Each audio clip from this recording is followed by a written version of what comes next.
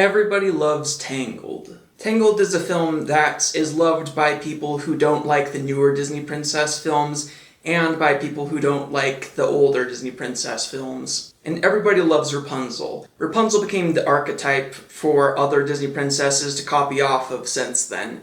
Except Rapunzel is better than most of them because unlike the newer Disney princesses, Rapunzel came before they decided to stop giving Disney princesses love interests. Rapunzel is contagiously hopeful and energetic. She finds the best in people and spreads happiness wherever she goes. And arguably, it's only through sheer force of lack of realism that Rapunzel could be that way. Rapunzel was raised by a psychotic kidnapper who told that everyone in the outside world is evil. If we were to think about what that would do to someone realistically, there's no way Rapunzel would turn out the way she is in the film. And while I like the version of Rapunzel that we got, and I would not go back in time to change her personality, it might be fun to ask the question, what if living in the tower drove Rapunzel crazy? We begin on a day far too typical. Rapunzel returns to her tower, and she sees once again the familiar sights. Visions of Rapunzel fighting off the hordes of the outside world are painted on the walls. Dried out flowers, mistaken for their proper appearance. A pile of books shredded by nails. Rapunzel calls out,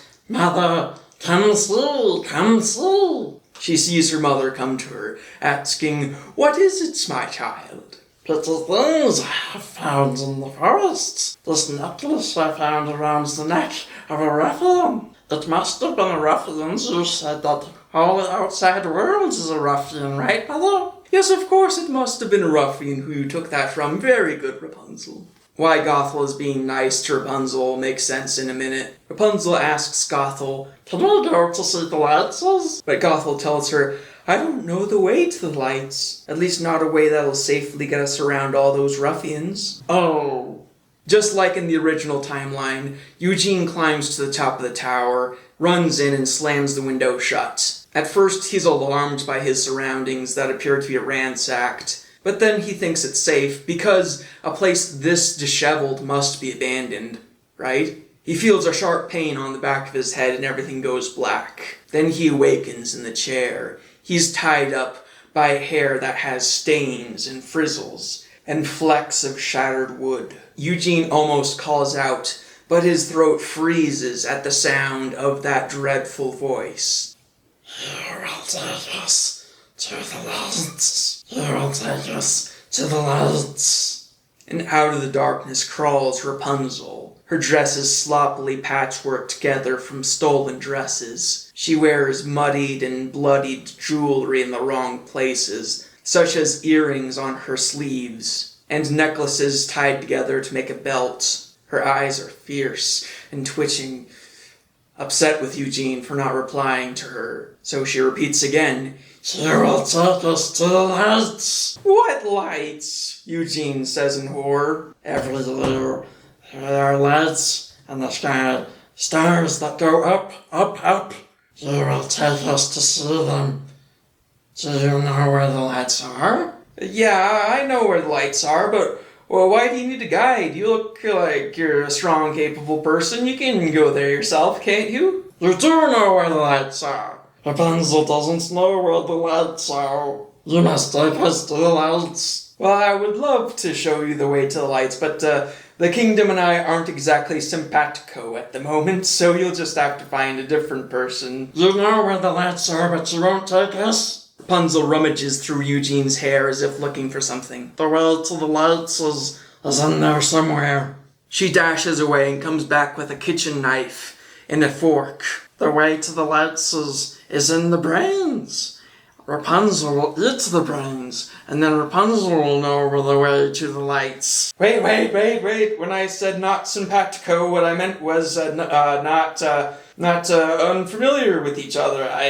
They'll have no problem with me showing you the round. I'll take you to see the lights. "Okay. And you'll take Mother too?"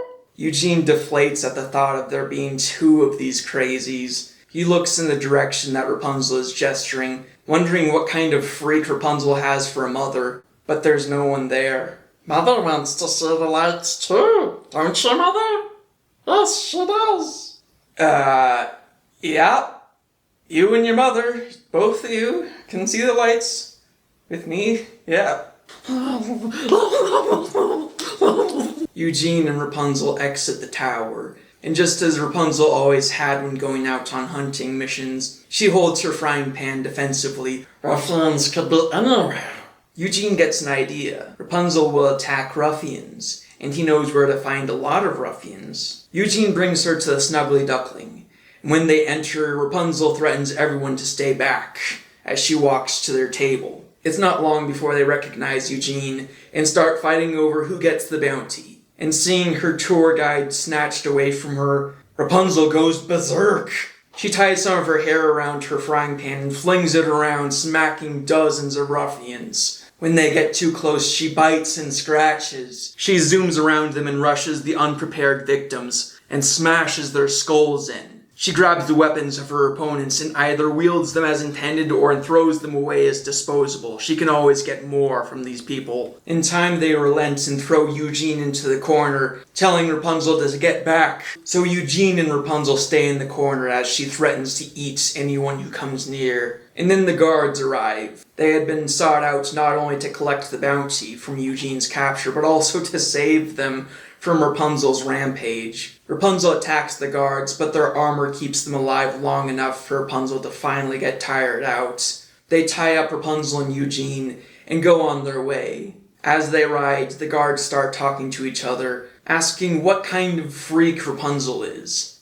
And then they realize the strange hair could be the adult version of the lost princess's hair. Clearly Rapunzel wasn't acting like a princess, but isn't this the type of behavior that would come of someone raised by a kidnapper? A few of them think it's a long shot, but they agree to let the king and queen know about this anyway. Rapunzel is shown to the king and queen tied to a chair with chains for the king and queen's safety. Not only do they recognize the hair, they also see that beneath the madness, Rapunzel's eyes are similar to her mother's. They ask Rapunzel where she's been and she tells them of the tower. It makes too much sense now, this must be their daughter. And they're so heartbroken they wonder if it would have been better for them to never find her. But that intrusive thought fades away, and they try to be happy that they have their daughter again. They tell Rapunzel that they're her parents, but she doesn't believe them. She still thinks that Gothel is her mother. She strains to bite at them, but the chains are too strong. They decide that it's no use trying to talk to Rapunzel now while she's so riled up. The king and queen have Rapunzel taken to a dungeon while they think about how to handle this. In the dungeon, Rapunzel speaks to her hallucination. They're not my parents. You're my mother, not them. You. Of course I'm your mother, Rapunzel, her hallucination says. But in order to get out of this, you'll have to play along with them. Play along? How? Pretend that you believe them. Pretend you think that they're your parents. And when the time is right, when they get comfortable enough with you around them, you'll have your opportunity to strike. And then you'll be free to go off back to the tower, where we'll be happy together forever. Yes. Yes. The next time Rapunzel meets with her parents, she says, I'm sorry, I didn't believe you, sir. I'm so glad that I'm back with you.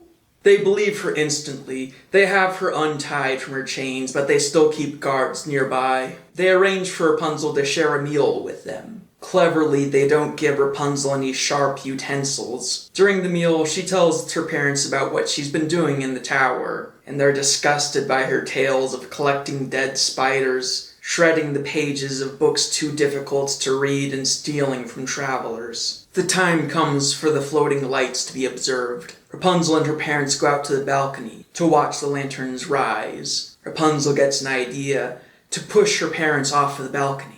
The only problem is the abundant security they keep around. Must we have all these guards around, intruding on our family moments? Before the king and queen can think of how to phrase it, one of the guards speaks up. We think it's reasonable for your parents to have protection given what happened to your other mother. What's he talking about? Rapunzel demands. Reluctantly, the king tells her, we didn't want to upset you by bringing it up so soon, but we did find the remains of your kidnapper. Rapunzel stares at them confused. Her moms? Yes, behind the tower, the body with the... Well, we understand why you did it, Rapunzel. There's no reason for you to feel ashamed of it. Ashamed? What does it mean? What would I be ashamed about? Well, the corpse had so many dents in its skull. I heard that you fight with a frying pan, and that matches the indentations. Rapunzel couldn't wrap her head around this. The corpse of her kidnapper behind the tower? But she saw her mother in the dungeon. And they talked like Rapunzel was the one who killed Gothel. But why would she do that? Gothel was encouraging Rapunzel to follow her dreams. She was congratulating her on the stuff she had pilfered. But she wasn't always like that. There was a time before when Gothel would say things like, do this, do that, don't go outside, mother knows best. She stopped saying that for some reason. And then the memory came flooding back.